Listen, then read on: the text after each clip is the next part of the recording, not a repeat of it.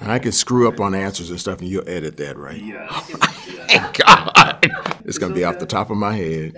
When I came in '88, there were 40 African Americans in the whole company. You know, being an African American from the South and coming up to the Northwest, which certainly wasn't Chocolate City. When you saw somebody, even if it was way far away, go, "Hi, I haven't seen you before."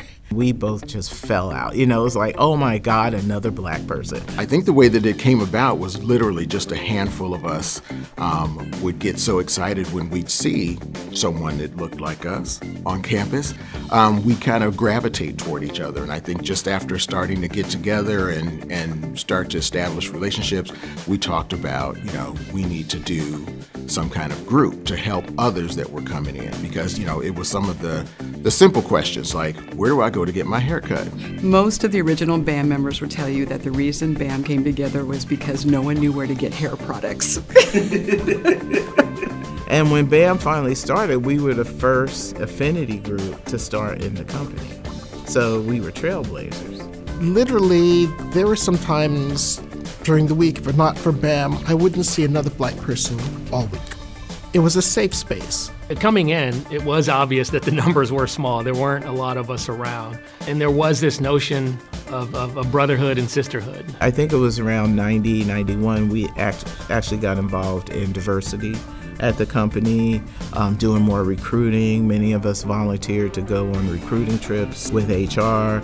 I call that the black tax, right? Because if you want change, not only do you have to do your job, you also have to do this other piece, right? You have to volunteer to do this work. BAM means community. It's about coming together. It's about looking at how we can advance each other and work with each other to help groom and develop each other.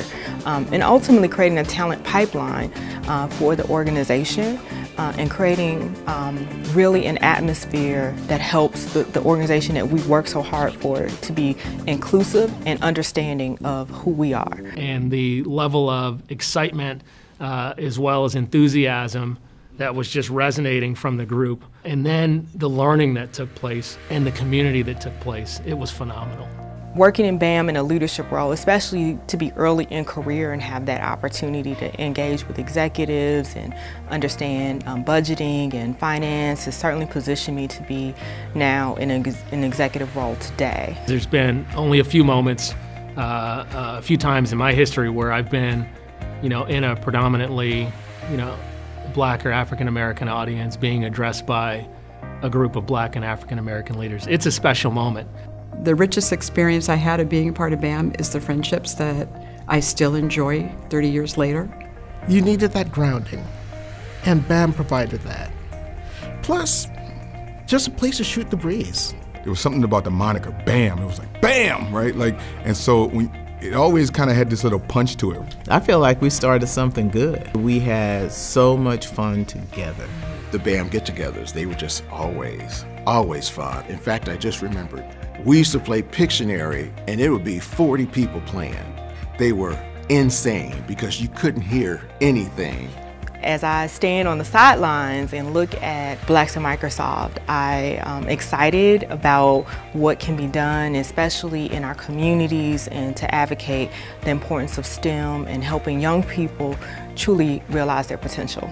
We went through some pain and we went through some excitement, but when I look at other affinity groups and other companies, there's nothing like this.